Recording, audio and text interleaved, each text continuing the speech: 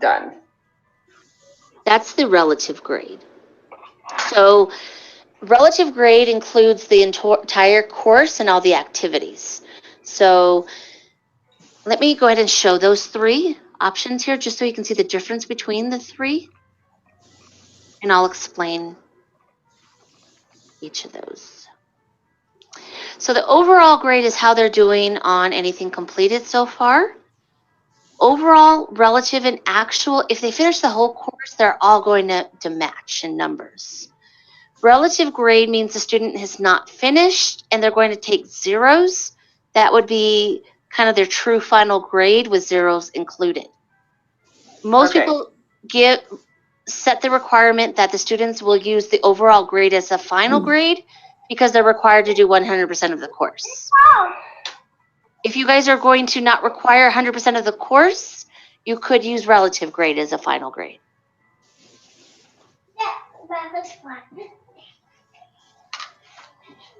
The actual grade is, again, the overall grade, but if the students start falling behind in pace, it adds kind of like a negative percentage if the student is falling behind. So it takes the overall grade and brings it down based off of how far they're behind.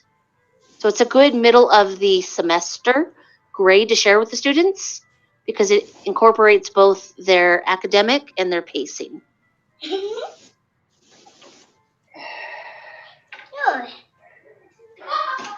And we are meeting again to talk more about data and progress monitoring in a couple days here.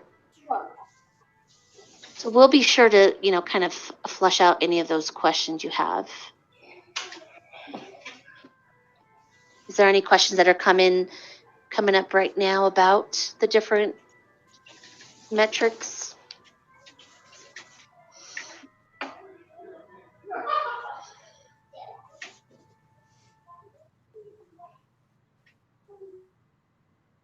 All right. Again, the takeaway from Manage Enrollments released today is this is the area where you change target dates. We'll get into more about monitoring progress and these columns when we meet again, I think, in a couple days here.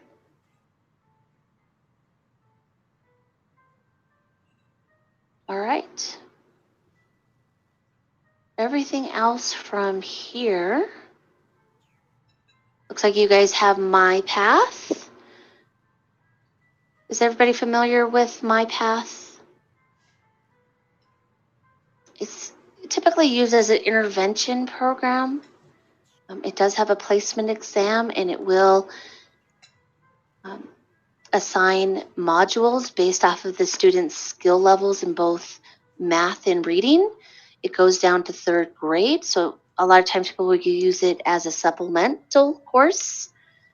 It looks exactly the same as the courses that we're looking at. They're kind of like smaller versions of courses, but it can be used. We do have people using it for special education.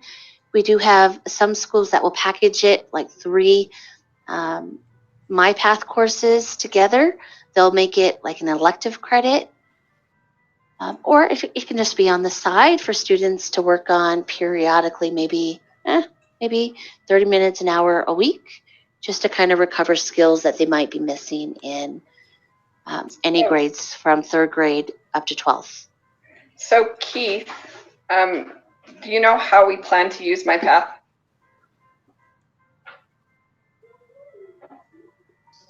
You're muted.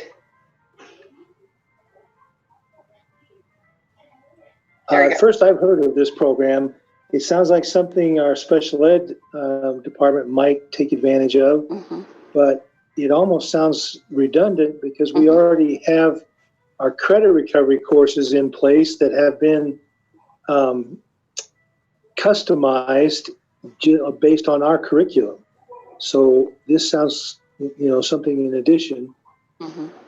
Maybe you could send us some information on it, and I'll pass that along to special ed. Yeah, absolutely. So do we have any special education teachers with us here in this room today?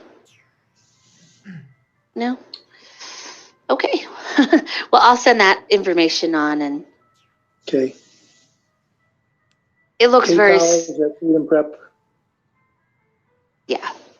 Well, I should have had your attendance from the very beginning, so I'll get that email address at the end of the day, and I'll just email everybody out today. And Good. I'll include that information.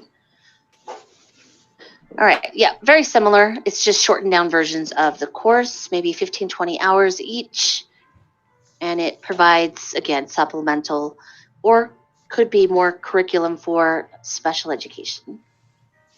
All right, we're done with courses. We're moving on to reports. There's quite a bit of reports. If you have a user group set up, it is helpful because, again, it brings down the information to just viewing a certain population rather than all 691 students. If you're logging in, we're going to go to the dashboard first.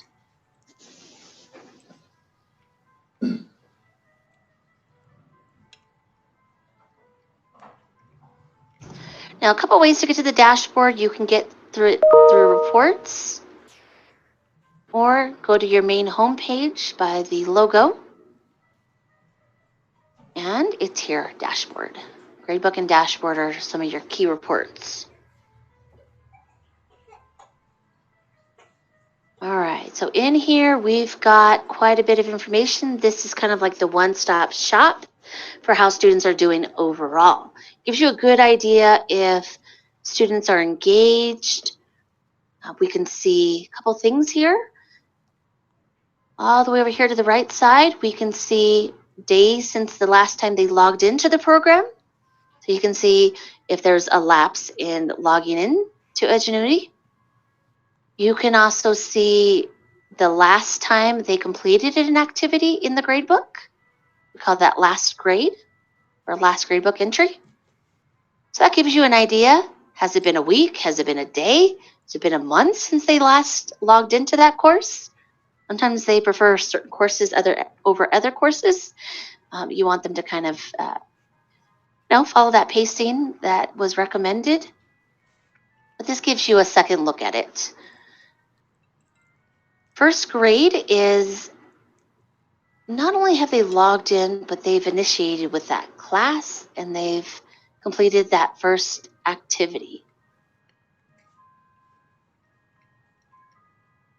Now, you might see a student with several courses. So Jaden has an AP Calculus AB course, but Jaden might also have 4 or 5 additional courses as well. If that student is in your user group, you will see all the courses that they have. The way that you would want to change that view, if you want to see just a single subject, you have to put on a second filter. So math, science, whatnot. So if I wanted to see all the math students, let's say for my view, it's the entire school. These are all the math enrollments in the entire school. If you're looking at just 30 students, you're going to want to make sure you also put on your user group as well. So it's just all the math students in your user group. Got the overall grade. So this will give you an idea how the students are doing so far. Can you organize it by like different courses? So if you clicked on courses, would it automatically organize it? Wrong course. I mean, in the bar above, right there. Yeah, but the thing is we always put dashboard alerts at the very top. So those float up to the top because those require a teacher action. Then you can see it start sorting it. Okay. Yeah.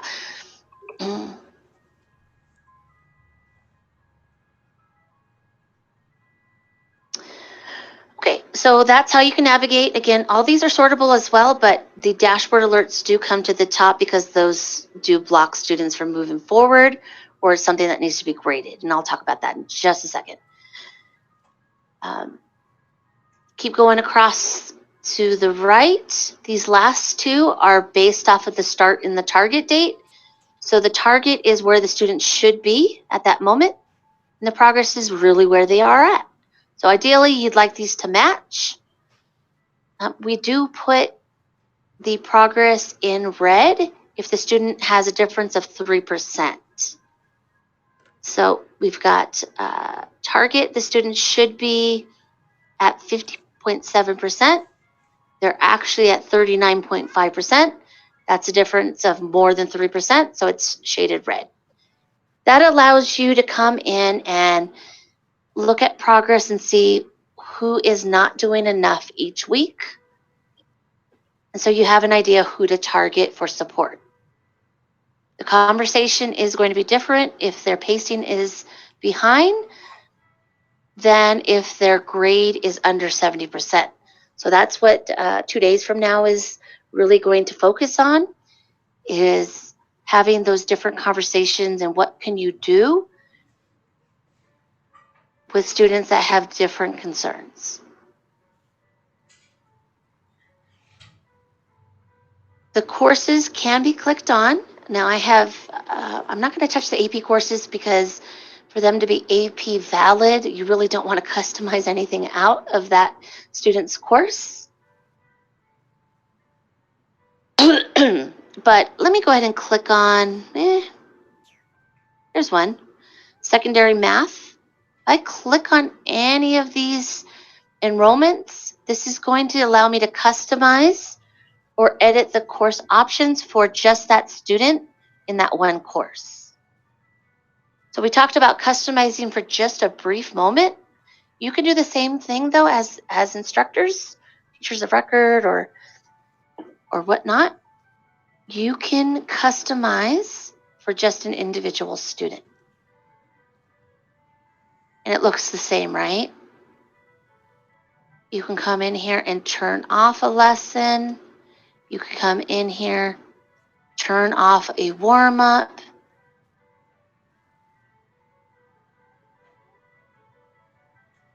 And then publish. And it's going to change it for that student. Yeah, and it looks like somebody already came in and removed the cumulative exam for that student. It could be for that entire course. Okay. Now, adding activities. The adding of activities is recommended on the front side when you create a course, because some of what you can do with customizing cannot be done once you have students in the course already. You can't add Edgenuity curriculum to a course, or you can't add like external links to Khan Academy or some internet resource after the fact. That has to be done beforehand. So typically what our schools will do is they'll review the process for the year, and in summer they'll make any adjustments to their course before they enroll students in courses. But you can, at any moment in time, turn off curriculum or turn it back on.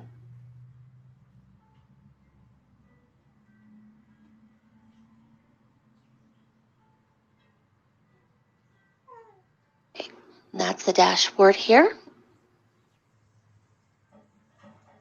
So I showed you how you can click here and customize.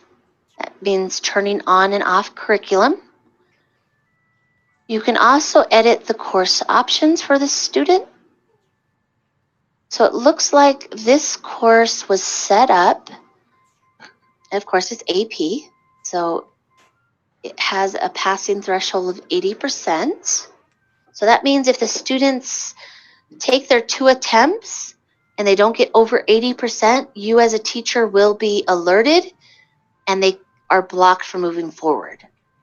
So that's what an assessment threshold means. That means the teacher is notified on the dashboard after the failed attempts have been exhausted. So AP courses typically just have 1 attempt. Initial credit courses have 2 attempts. The credit recovery has 3 attempts. Okay, so you can change this at, the master level for all students that are ever enrolled in the course, or individually for the student. You can change the grade weights. This is just the individual students' start and target date, so if you want to change those, you can. I have a question about archiving.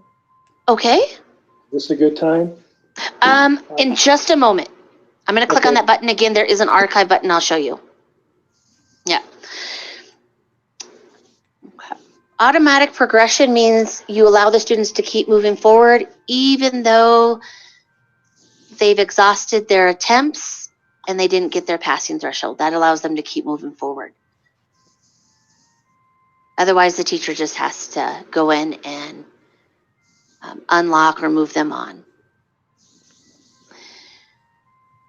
The teacher review is on just the final exam, at least for this one course with that one student. That means you don't have to unlock tests for this student. So if that's something that you want universal for all your courses and you don't want to unlock tests, you've got to go into all the master courses and remove that checkbox, because that is our default settings, that we do have it for the test and cumulative exam, that we don't want them to move forward until the teacher unlocks the test.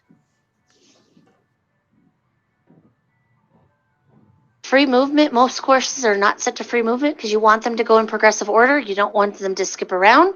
Free movement is usually when you use it for a supplemental course and the teacher wants to tell the student what activity to do for the day. That's not typically a default. But in this example, for this student, they wanted to make it free movement for that student. Okay, we submit that and it changes it for just that one individual student. Again, you can do this all at the front side as well. All right, we're going to get into archiving. We've got all the courses listed. If you got the course name clicked on, you can archive the student. If they completed the course, click on complete. If they're no longer in the school or in the program, you can disable them.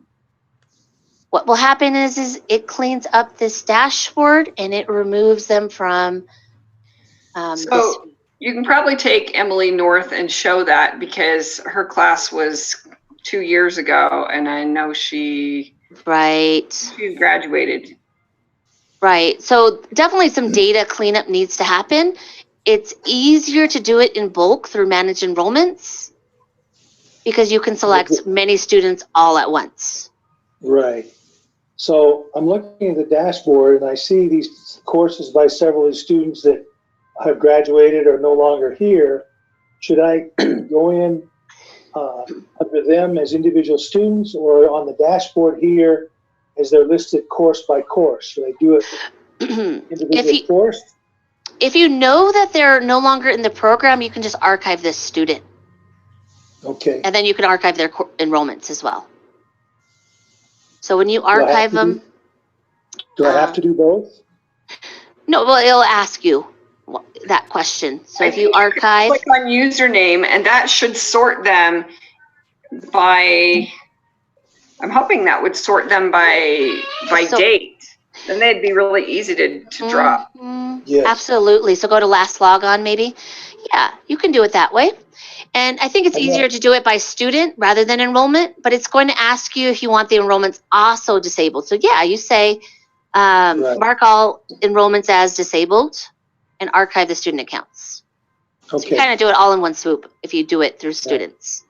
I am able to do this periodically during the year, but not enough. Yeah, it grows. So you can go to last login. I think that's a fantastic way to do it. And then 2 days since the last action. Yeah, that's a clue. Yeah. All right. These trainings usually provide homework, so I don't know if you're the point person for that, but everybody will appreciate it because the dashboard will be a lot cleaner when they're looking at it. Yes. The only problem you might have is you cannot archive enrollments that have yellow alerts. That means something needs to be graded. And there's another way. I'll show you maybe at the end how to do that. But you can force archive them. they never want you to be able to archive a student without work being graded because it hasn't been part of the grade. So you got to force to archive it. Here's another question. Uh-huh. Suppose a student is still enrolled here, but was in a class 3 years ago. Can I just archive that course? Yes. So do that in course enrollments. So manage enrollments. Okay. And you can always bring back any archive students or archive enrollments or archive courses at any point in time. Yeah, we have. So is that something that we should probably talk about for the end of semester and the end of year, so that the teachers who know what students are in their class could just click them all as completed? That would save you a ton of time. I think it's quicker just for one person to go to manage enrollments, though, if they're able to.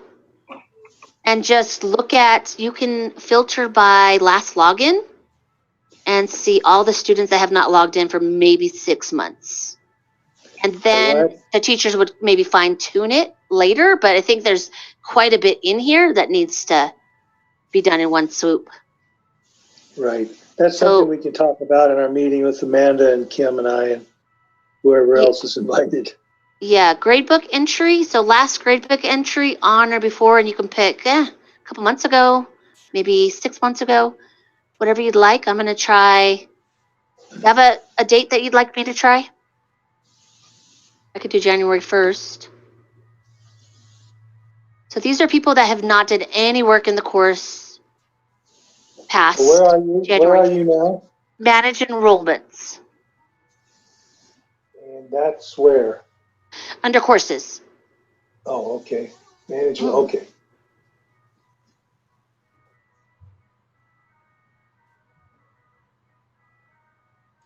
So last gradebook entry, let's see how many students have not touched Edgenuity, or maybe they're gone. Since January 1st, we've got 270. So that's really easy to click here in bulk, click all 270 enrollments, and then so where did you enter January 1st? So there's a filter, gradebook entry. Okay. Yeah. Great. I think everybody will appreciate that if you can archive some of those enrollments. Okay, so back up and all right, I've opened up filters. Gradebook. Oh, you got to scroll to the right until you find gradebook entry. Oh, okay. Gradebook entry. Okay, I see. Okay, so let's say we take out Corbin, and then we mark him as complete. That's what we would do, right? Mark him as complete. Will we ever be able to see his scores again?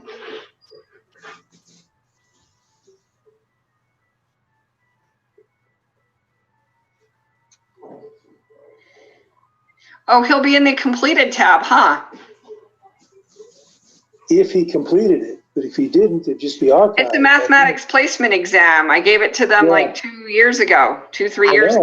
Yeah, absolutely. So they don't need to be in there anymore. No, not at all. It was for a long while ago. I just didn't know that you had to mark them as complete.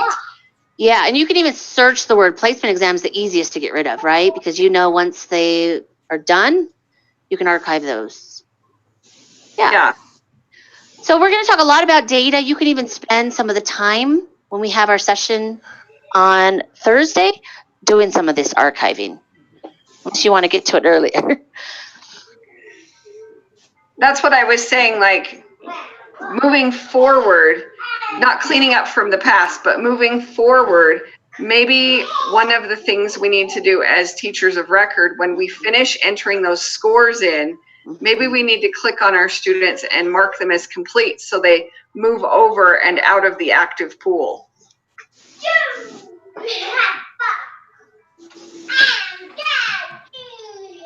So yeah, I definitely agree with you. I'm going to pull up a sheet here that I'll send to everybody today. At the very bottom, end of course or term, Usually people will do what they need to do with grades and they archive. So I do have a link here just to remind everybody how to archive. And it could be a teacher's, final end of course or term task that they couple with, finding out their final grade. So I'm going to send this as a reminder, and it does say both of those items. And it does give all that information we're kind of going over now. But I wanted to show you that because that is a typical end of course task. Okay. We're almost about done here because we do have Thursday as well. I do want to finish off with these dashboard alerts because this is how you're going to see how students are doing on a regular basis. All these alerts will float up to the very top.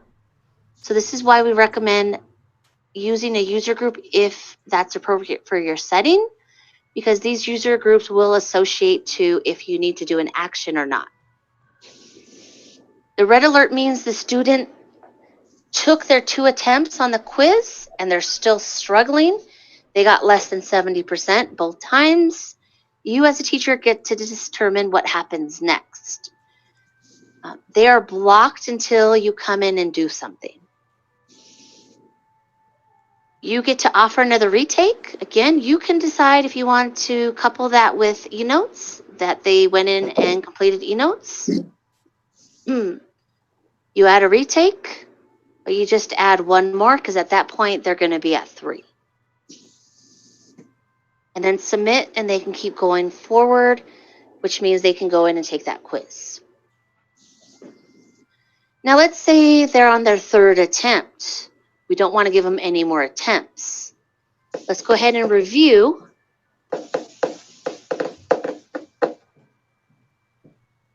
Yeah, this is a unit test. People sometimes limit the amount of unit tests, maybe just to 1. You have an option here. The student did not get a passing score. They got a 60%. You get to decide what happens next, either adding a retake for the unit test to make it 2, or let's say you just want to have unit tests at just 1 attempt. You can pass the student with their score and let them move on. But you have to do one of those or else they're blocked and they cannot move on. If you pass them with their highest score, you just write the score that they got and you just put, I don't know, highest attempt out of 2 attempts. Okay, and then once you click on submit, they can move forward.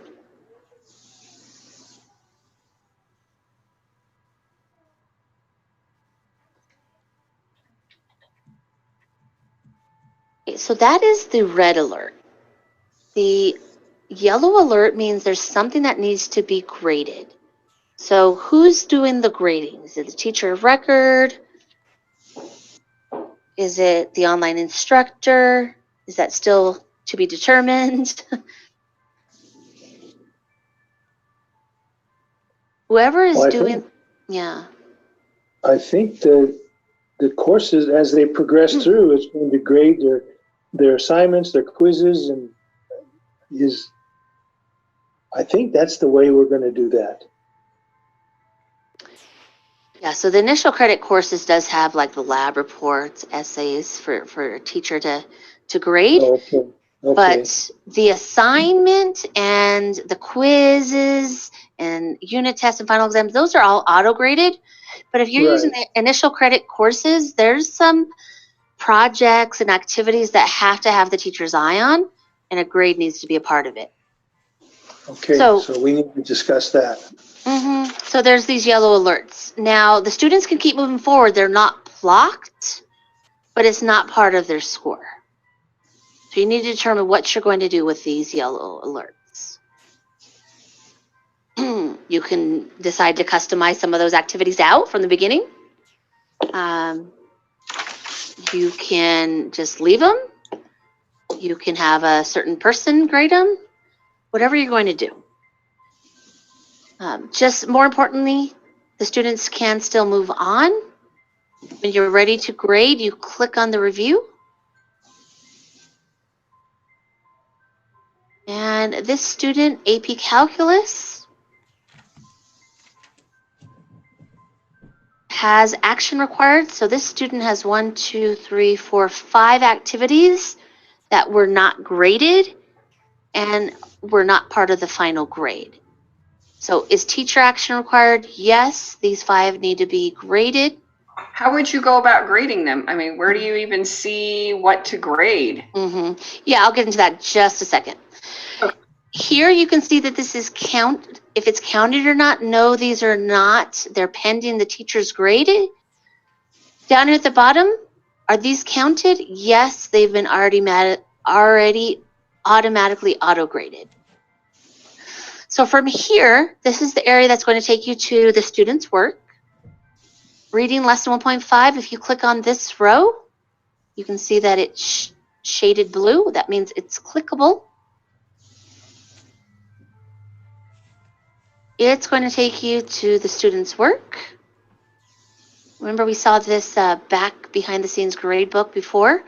We saw pass with score, reset an activity. Well, this is also where you can view the attempt. The student spent 45 seconds, which could be okay if it's a file. It is a file. So here is a link to click on.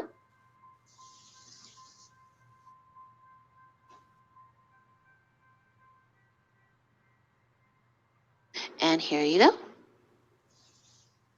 And the answer key would be in course structures. Remember we showed you the teacher's editions?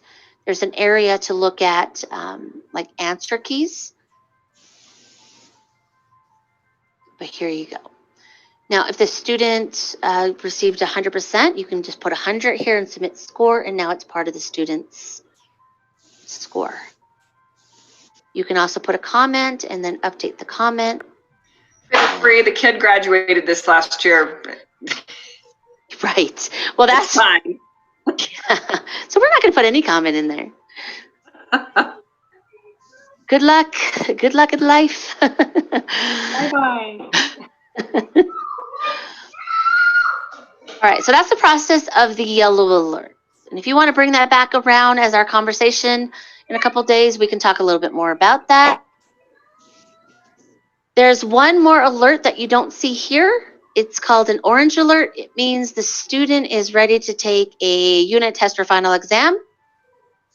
It blocks it just in case you want to proctor.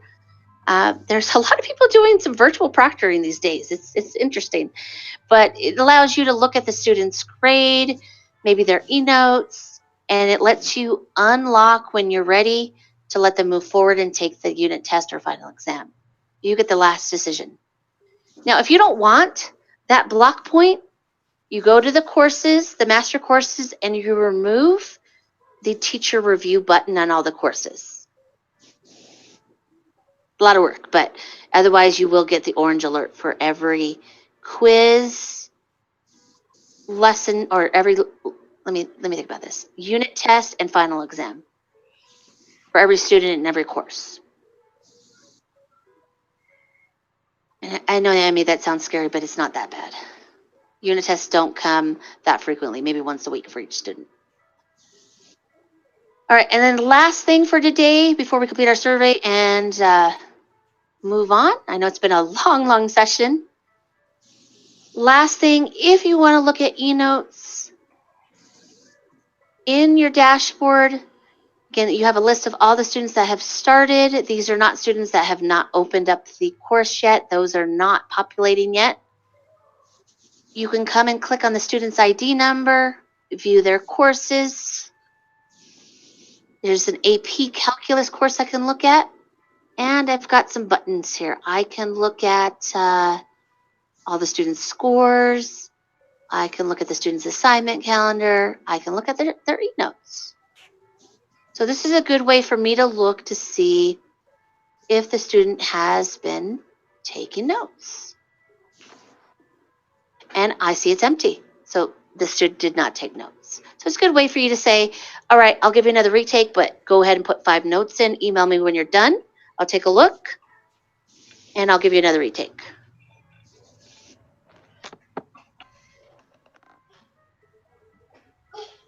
All right, how's everybody feeling? I know that's quite a bit of information. Don't feel like you have to have all of this information down. This is why we did this earlier before the students have started. You guys are lucky you guys have some time to sit on this. We can review anything the first maybe 30 minutes before we start talking a little bit more about the reports on Thursday. Bring your questions. Let it kind of sink in. Anything that I can answer for you guys before we complete a survey and finish for today? I need to be excused. I got another appointment, Yes. 9 a.m. Thursday morning. That's what I have, yeah. Yes, okay. All right, everyone else, if you don't mind, I'm going to put in the chat box that link that we had before, edgenuity.com/PD session. Same exact tab if you have that tab open.